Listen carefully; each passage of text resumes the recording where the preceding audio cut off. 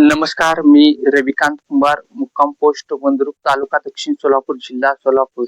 आवाज मंद्रुपच्या या YouTube channel मध्ये आपलं सर्वांचं मनपूर्वक स्वागत आहे. आज दिनांक आहे 4 ऑगस्ट 2026. तर शेतकऱ्यामधून एक सातत्याने एक प्रश्न विचारला जात आहे की मोठे पाऊस कधी पडणार, विहिरीला, बोरला, तलावाला पाणी येणार का? शेतकरी बंधूंना आज सांगू इच्छितो की पुढील 4 महिन्यापर्यंत वातावरण कसं राहील राज्यामध्ये, त्या संदर्भात थोडस आज अंदाज देण्याचा प्रयत्न करणार आहे.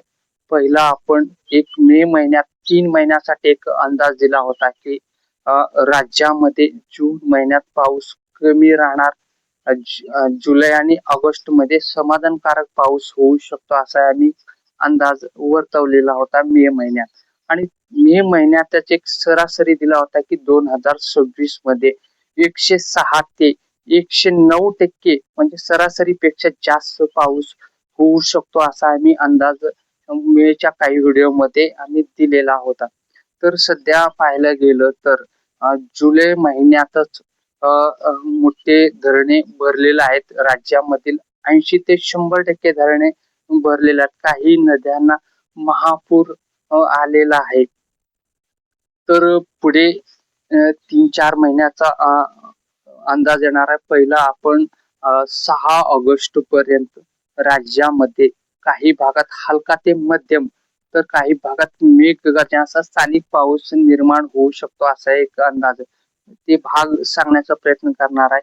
तर सोलापूर असेल, लातूर, धाराशिव, नांदेड, हिंगोली, परभणी, बीड, छत्रपती संभाजीनगर असेल, अहिल्यानगर, इकडे सांगली, पुणे असेल आणि वरचं नागपूर, संपूर्ण विदर्भ पट्ट्यामध्ये 6 ऑगस्ट पर्यंत हलका ते मध्यम तर काही भागात मेघगर्जनासह पाऊस होऊ शकतो असा एक अंदाज आहे. आणि पूर्व विदर्भ पट्ट्यामध्ये पाऊस पुढे कंटिन्यू राहू शकतो असा एक अंदाज आहे. आणि 12 ऑगस्टच्या आसपास, 11 आणि 12 ऑगस्टच्या आसपास पुन्हा विदर्भ पट्ट्यामध्ये कमी दाबाचे पट्टे निर्माण होण्याची शक्यता आहे. त्यामुळे त्या भागात अति मुसळधार पुढे पाऊस होऊ शकतो असा एक अंदाज. आणि 14 ऑगस्टच्या आसपास इकडे खाली मराठवाड्यातही तुफान पाऊस पडू शकतो असा एक अंदाज आहे. इकडे छत्रपती संभाजीनगर असेल, परभणी, बीड, नांदेड, हिंगोली असेल, वरचा अकोला, अमरावती, संपूर्ण नागपूर पट्ट्यामध्ये, गडचिरोली, भंडारा, गोंदिया या सर्व भागामध्ये 15 ऑगस्ट पर्यंत अति मुसळधार पाऊस होऊ शकतो असा एक अंदाज आहे. त्यापुढे नाशिक विभागामध्ये जळगाव, नंदुरबार, धुळे आणि इकडं अहिल्यानगर आणि छत्रपती संभाजीनगर याही पट्ट्यामध्ये 16-17 ऑगस्टला तुफान पाऊस होऊ शकतो असा एक अंदाज आहे. खालचं पुणे असेल, मुंबई असेल, इकडं कोल्हापूर, सातारा असेल आणि सिंधुदुर्ग, रत्नागिरी याही पट्ट्यामध्ये अति तुफान पाऊस, अति मुसळधार अतिवृष्टीसारखं पाऊस 15 ऑगस्टच्या आसपास म्हणजे 16-17 ऑगस्टच्या होऊ शकतो असा एक अंदाज आहे. पुढे तो 20 ऑगस्ट पर्यंत राहू शकतो असा अंदाज आहे. आणि इकडं पश्चिम महाराष्ट्रात सोलापूर जिल्ह्यामध्ये ही 15-16 तारखेपर्यंत हलका ते मध्यम पाऊस होऊ शकतो असा एक अंदाज. त्यानंतर पुढे मेघगर्जनासह पाऊस पुढील 3-4 दिवस 20 ऑगस्ट पर्यंत सोलापूर जिल्ह्यातही होऊ शकतो असा एक अंदाज आहे. आणि इकडे कर्नाटक राज्यामध्ये तर सध्या दुष्काळ सदृश्य परिस्थिती निर्माण झालेली आहे. मागील 1 महिन्यापासून या राज्यामध्ये पाऊस पडलेला नाही. त्याही भागामध्ये पुढील 4-5 दिवस काही भागात तुरळक ठिकाणी हलका ते मध्यम मेघगर्जनासह पाऊस या भागातही सुरुवात होऊ शकतो असा एक अंदाज. आणि पुढे 25-26 ऑगस्ट नंतर पुन्हा राज्यामध्ये हळूहळू कमी दाबाचे पट्टे निर्माण व्हायला सुरुवात होतील. आणि सोलापूर असेल, लातूर असेल, धाराशिव, नांदेड आणि संपूर्ण विदर्भ पट्टा आणि इकडे छत्रपती संभाजीनगर असेल, अहिल्यानगर पर्यंत हलका ते मध्यम काही भागात तुफान विजांच्या गडगडाटासह मुसळधार पावसाला सुरुवात होऊ शकतो. पहिल्या अगदी तुरळक भागामध्ये सुरुवात होऊ शकतो असा एक अंदाज आहे. त्यानंतर सप्टेंबर महिन्याच्या पहिल्या आठवड्यामध्ये थोडस पाऊस काही भागात राहू शकतो, म्हणजे अगदी ईशान्य नैऋत्य मान्सून गुड बाय करण्याची शक्यता आणि पुढे दुसऱ्या आठवड्यात सप्टेंबरच्या दुसऱ्या आठवड्यात अगदी 9 सप्टेंबरच्या आसपास राज्यामध्ये ईशान्य मान्सून हळूहळू हालचाल करायला वारे सुरुवात करू शकतात असा एक अंदाज आहे.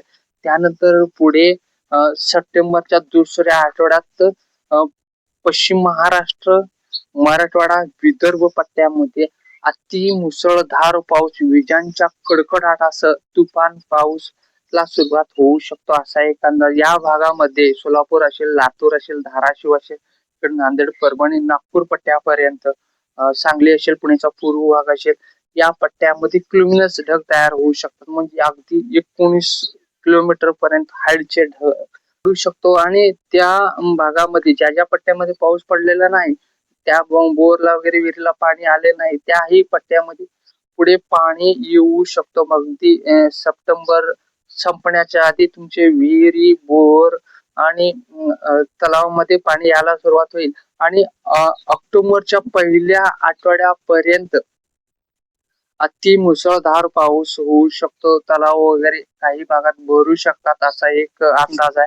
आणि पुढे 4 नोव्हेंबर पर्यंत पाऊस होऊ शकतो, म्हणजे अगदी ऑक्टोबर मध्ये थोडस हीट वाढेल मध्यंतरा भागामध्ये, आणि ऑक्टोबरच्या शेवटच्या आठवड्यात हलका ते मध्यम पाऊस होईल.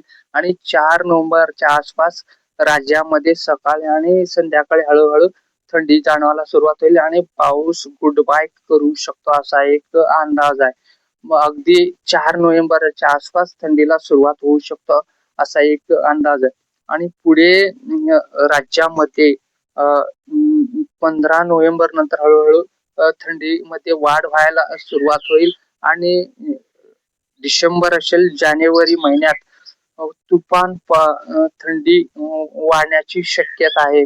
तर सोलापूर जिल्ह्यासारख्याही भागामध्ये 9 ते 10 अंशापर्यंत डिसेंबर जानेवारी महिन्यात अति थंडी येऊ शकतो असा एक अंदाज आहे.